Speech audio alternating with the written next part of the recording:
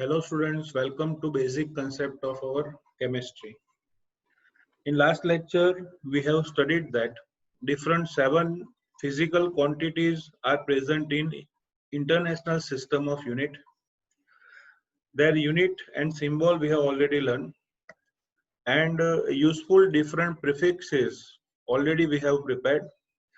You have to remember 10 raised to 24 to 10 raised to minus 24 and what are the words. तो आपको याद होगा prefix इसके नाम है yotta zetta exa peta tera giga mega kilo hecto deca deci centi milli micro nano pico femto atto एप्टो zepto. So prefixes अच्छी तरह से सिंबल के साथ तैयार किए आपने. Now we are going to take our next topic, okay, and that topic is explain mass and weight. So students, what is the difference between mass and weight? अगर आपको पूछा जाए कि आपका मास क्या है तो आप बोलोगे sir 65 kg, 40 kg, 45 kg, 54 kg etcetera. तो ये आपका मास नहीं है बच्चों, दैट इज योर वेट. वैसे फिजिक्स में भी ऑलरेडी आप पढ़े होंगे what is the basic difference in mass and weight. तो आपको बता दूं, मास जो है वो क्वांटिटी ऑफ मैटर है और वेट जो है वो मास को ग्रेविटेशनल एक्सेलरेशन g से मल्टीप्लाई करो तो मिलता है w वेट, जिसको बोलते हैं w is equal to mg. I hope physics में आ गया है.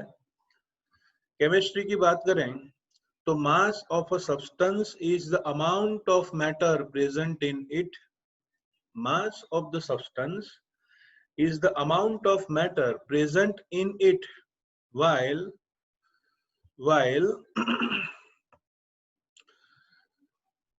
the weight is the force exerted by gravity on the object. Okay, weight is the force exerted by gravity on an object. The mass of a substance is constant, whereas its weight may vary from one place to another due to change in gravity. But mass of substance always constant होता है. किसी भी substance में quantity of matter constant है, so m becomes constant. लेकिन different places पे gravity different है, due to that weight उसका different होगा. एक एग्जांपल देता हूं. अर्थ पे g की वैल्यू जिसको बोलते हैं ग्रेविटेशनल एक्सेलरेशन, उसकी वैल्यू है अप्रोक्सीमेट 10 मतलब 9.8 मीटर पर सेकंड स्क्वायर. लेकिन अगर यही चीज मून पे जाए तो मून के एटमॉस्फेयर में उसका ग्रेविटेशनल फोर्स है उससे एटलीस्ट 6 टाइम्स लेस. तो जो व्यक्ति यहाँ पे 60 kg का होगा, he will feel like 10 kg on the surface of moon, क्योंकि उसका weight 6 times less होने वाला है.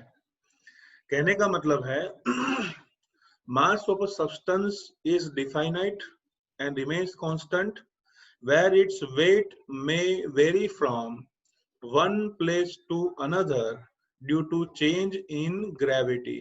ग्रेविटी के चेंज की वजह से उसका वेट डिफरेंट हो सकता है. You should be careful in using this term.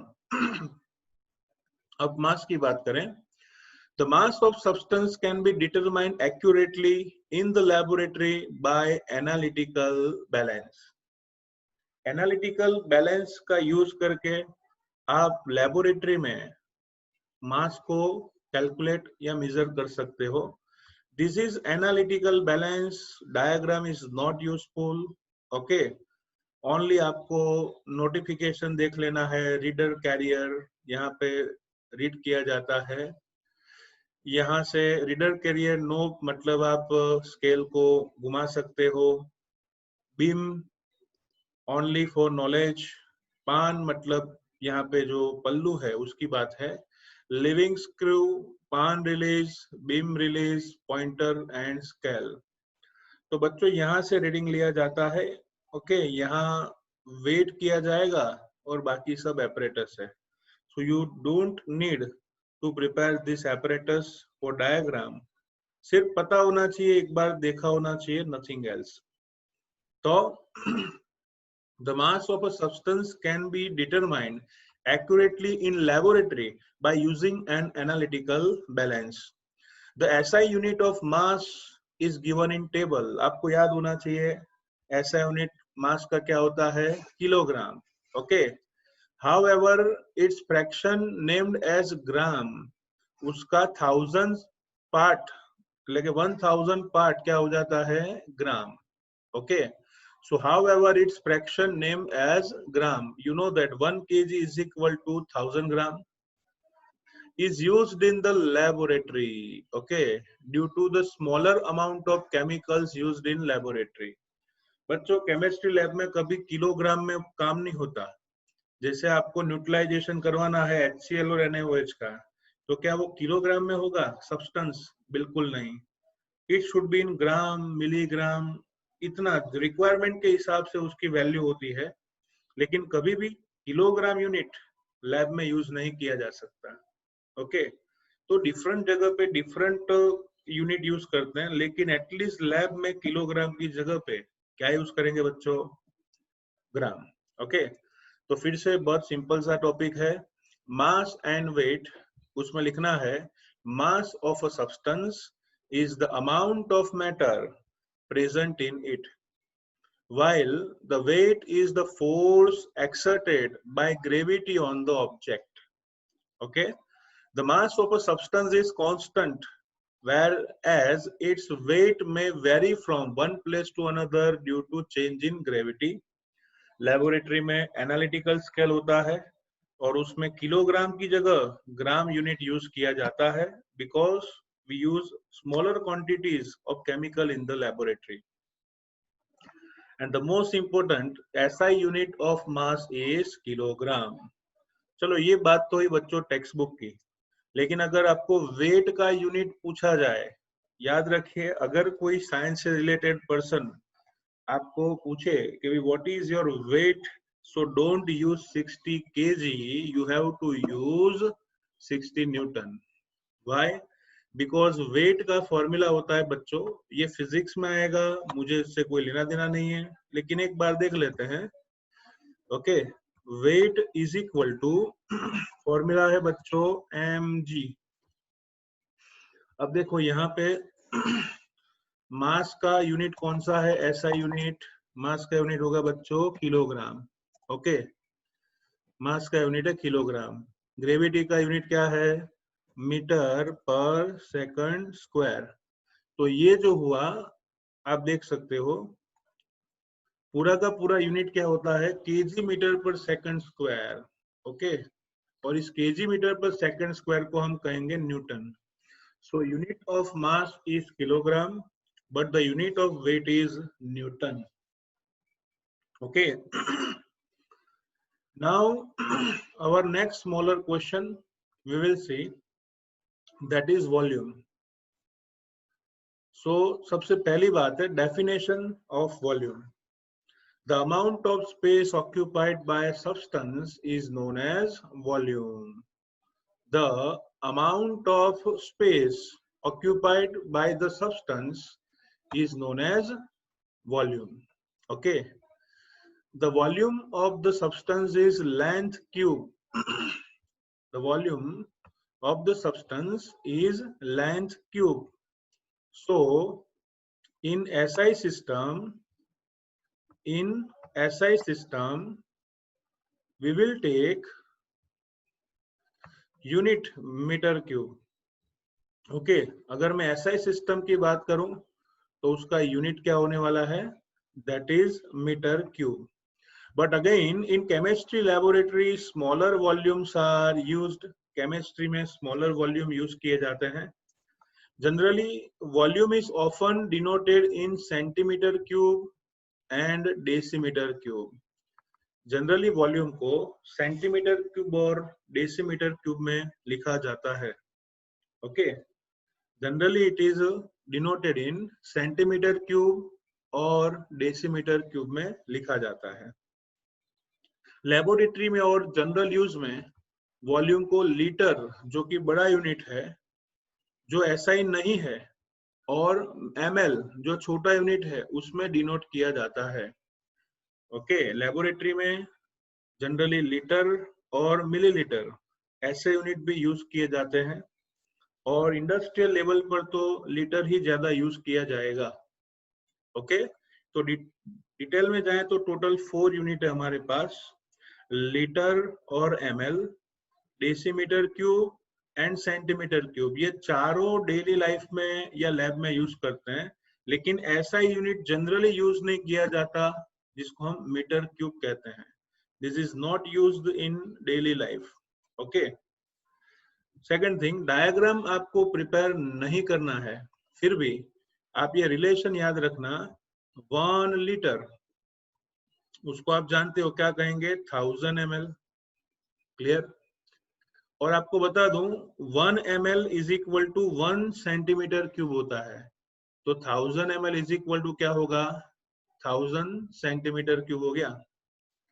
और 1000 सेंटीमीटर क्यूब उसको कहते हैं 1 decimetre cube. Okay, 1000 centimetre cube is known as 1 decimeter cube. Let us see here 1 liter. You can see in the dialog box 1 liter. Okay, आप देख सकते हो 1 litre, जिसको हम क्या बोलते हैं, 1000 ml। 1 ml is equal to 1 centimetre cube, तो हो गया 1000 सेंटीमीटर क्यूब। अब देखो, आप पता है आपको कि 1000 को हम लिख सकते हैं 10 क्यूब। ओके, 1000 की जगह पर लिख सकते हैं 10 क्यूब, पीछे है सेंटीमीटर क्यूब, क्यूब कॉमन निकालो तो क्या होता है बच्चों, 10 centimetre whole cube.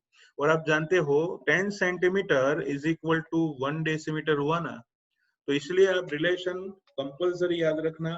1 litre is equal to 1000 ml is equal to 1000 centimetre cube is equal to 10 centimetre whole cube is equal to 1 decimetre cube. So this is the relation of volume. So students, volume की definition याद रखिएगा। What is the definition? You can see the amount of space occupied by the substance, it is known as volume. Okay, so this is the theory which you have to prepare for this. Okay, now we are talking about laboratory.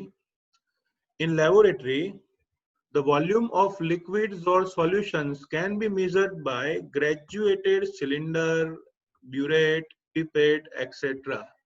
Graduated cylinder, burette, pipette, etc. आपको लगेगा कि क्या लिखा है graduated. बच्चों, graduated का मतलब ऐसा नहीं कि डिग्री वाले, मतलब MSc, BSc, BE, ME, ऐसा नहीं।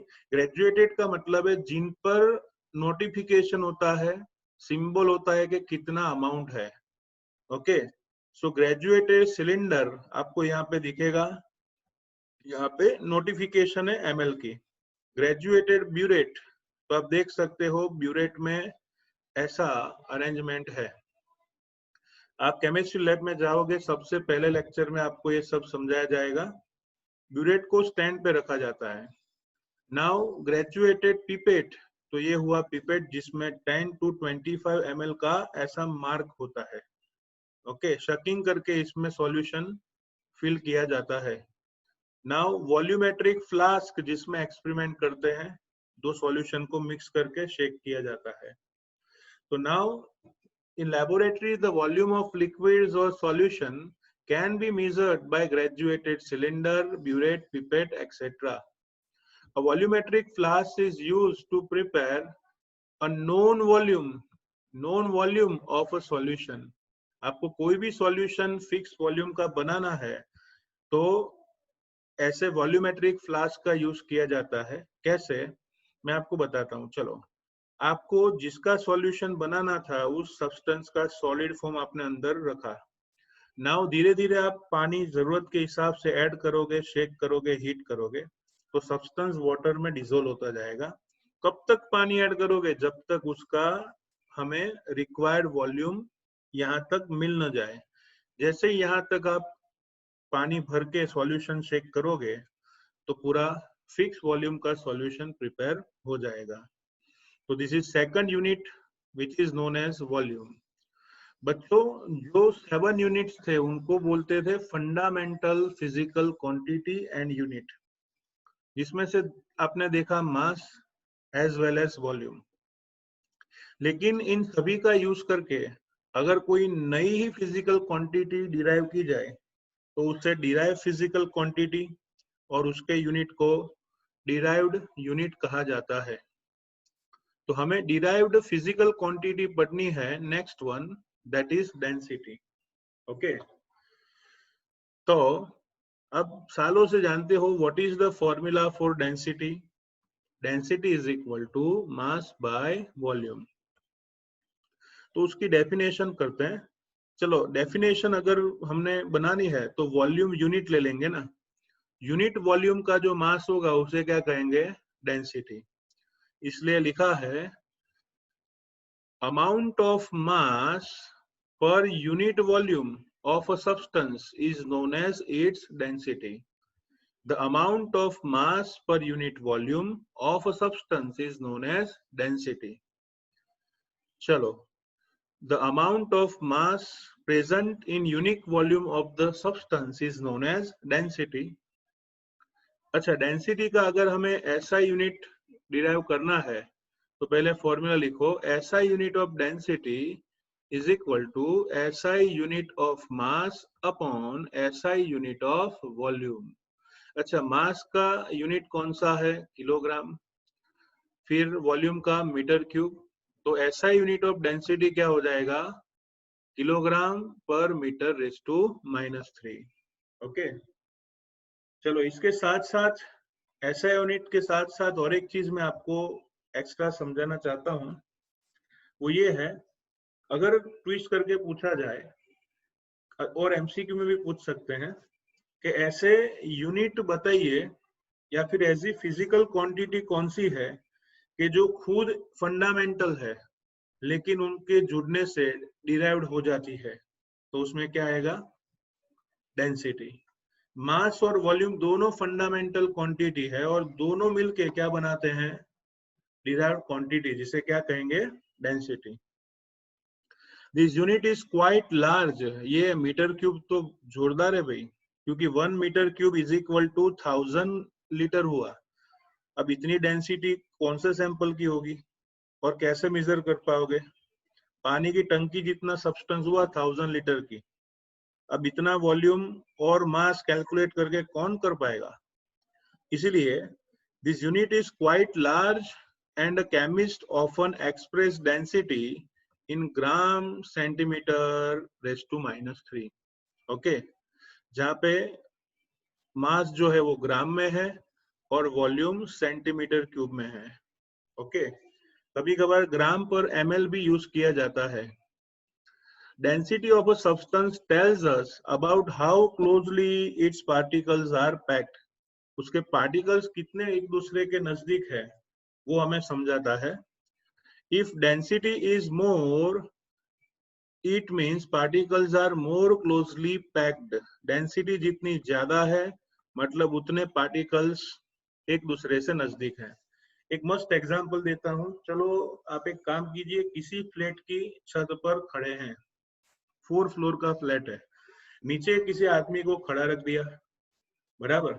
अब मैं वाटर की बात करूं, पानी के 3 फिजिकल स्टेट्स हैं, सॉलिड, लिक्विड, गैस, बराबर। सबसे पहले मैं क्या करूंगा, मैं 1 किलोग्राम वाटर वेपर उसको एक बलून में फिल करता हूं, बराबर। तो 1 kg वाटर वेपर को बलून में भर के मैं उस आदमी जो ग्राउंड फ्लोर पे नीचे खड़ा है कंपाउंड में, उस पर मैं वो बलून फेंकता हूँ या फिर फ्री फॉल करता हूँ, तो क्या उस इंसान को कोई तकलीफ होगी? बिल्कुल नहीं। क्यों? क्योंकि वो तो डेंसिटी कम है गैसियस स्टेट में, इस वजह से कोई ज्यादा नुकसान होगा नहीं। चलो इसकी जगह पे एक काम करते हैं, 1 लीटर का एक पाउच बना देते हैं प्लास्टिक में पानी भर के, फिर उसको हम नीचे फेंकेंगे तो उसके सर पे गिरेगा, फिर भी इतना ज्यादा चोट नहीं आएगा, बराबर। लेकिन एक काम करें, 1 kg आइस की ट्रे, पूरा एक बैग लेते हैं और उस आइस बैग को फ्री फॉल करते हैं, हमें जोर भी नहीं देना है। If we are taking free fall of ice pack to the head of person, तो जैसे ही आइस पैक नीचे जाएगा पर्सन ऊपर जाएगा ना। So this is the difference of density, बराबर। तो इतना याद रखो, डेंसिटी ज्यादा मतलब स्टिफनेस ज्यादा, पार्टिकल्स एक दूसरे के नजदीक होते हैं। और याद रखिए फिजिकल स्टेट में डेंसिटी का ऑर्डर क्या होगा, solid more than liquid more than gas. So this is called third point, that is density. Now fourth point is that explain fundamental unit temperature. Okay, तो बच्चों फंडामेंटल यूनिट टेम्परेचर को कैसे express करना है। कहा जाता है कि टेम्परेचर डिफरेंट 3 स्केल में मेजर किया जाता है। First is degree Celsius, okay, second is degree Fahrenheit, okay, और थर्ड है केल्विन, मतलब कैपिटल के। तो आपको लगेगा कि सर इसमें केल्विन में क्यों डिग्री नहीं आया, क्योंकि केल्विन खुद एक साइंटिस्ट है, उसे कोई डिग्री की जरूरत नहीं है। ओके, तो 3 scales are generally used for measuring the temperature. First is Celsius degree, second is degree Fahrenheit, and third is Kelvin. Kelvin is the SI unit of system. Okay, the thermometer based on these scales are shown in the diagram. Okay, diagram में इन scale के सभी thermometers draw किए हुए हैं। बच्चे thermometer generally कैसे graduate किए जाते हैं, मतलब उनके पर नंबर कैसे लिखा जाता है। तो एक चीज आप कंपल्सरी याद रखना, generally all the thermometer are arranged in the range of melting point and boiling point of water. सभी थर्मोमीटर को मेल्टिंग और बॉइलिंग पॉइंट ऑफ वाटर के स्केल के हिसाब से रेंज बाउंड किया जाता है। कैसे? The thermometer will Celsius scale are calibrated from 0 degree Celsius to 100 degree Celsius, where these two temperatures are the freezing point and the boiling point of water.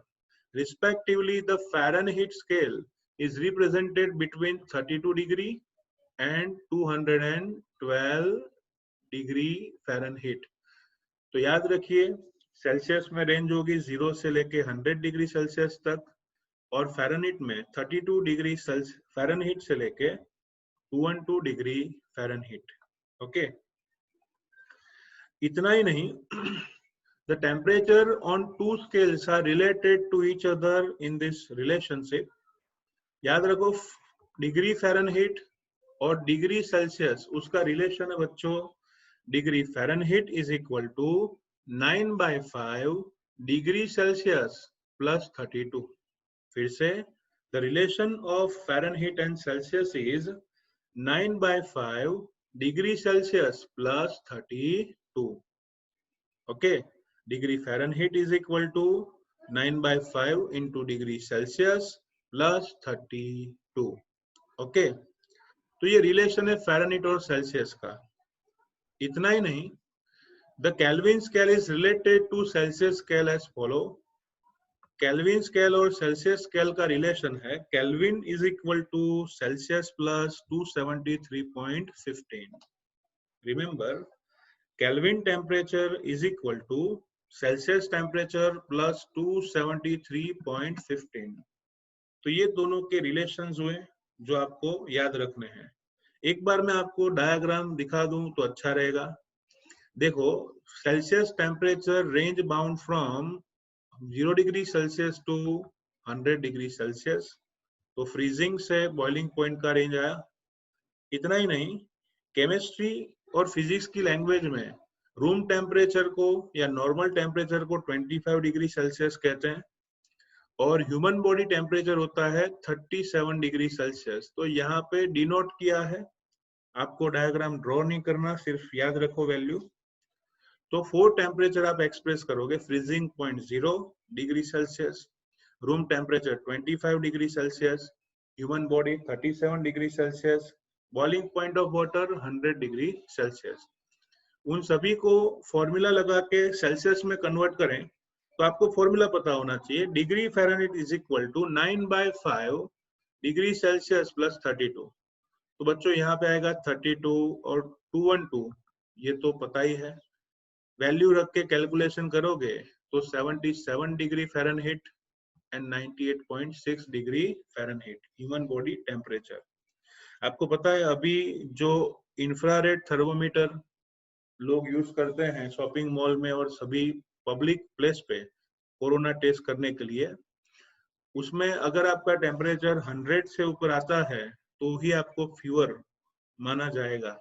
तो healthy human body का temperature क्या होता है? 98.6 degree Fahrenheit. और अगर kelvin में convert करें तो आपको फॉर्मूला पता है, अभी अभी कहा कि Kelvin is equal to Celsius plus 273.15।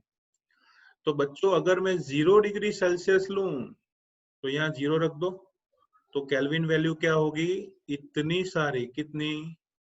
273.15 kelvin. अगर मैं 100 डिग्री सेल्सियस लूं तो 100 प्लस 273 क्या होगा?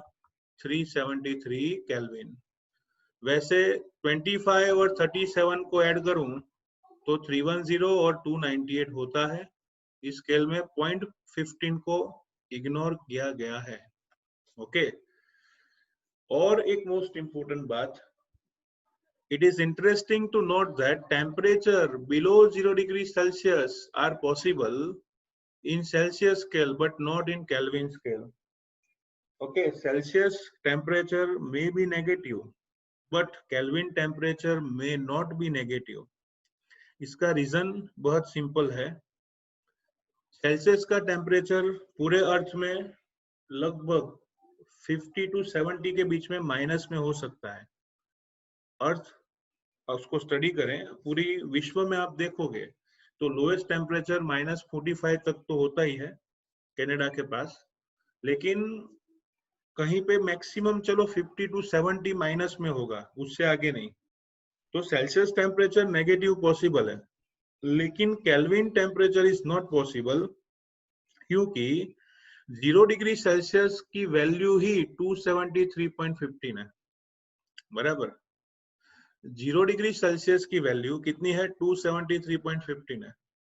तो अगर मुझे 0 केल्विन करना है, अगर मुझे 0 केल्विन करना है, you can see in the dialogue box, मुझे अगर उसमें 0 केल्विन करना है, this is not okay 0 Kelvin temperature, तो उसकी वैल्यू होगी -273 degree Celsius. Okay, -273 degree Celsius. अब आप ही बताओ कि 0 केल्विन ही कितना होता है? नेगेटिव में 273। अब इतना लोवेस्ट वैल्यू तो अर्थ पर पॉसिबल ही नहीं है।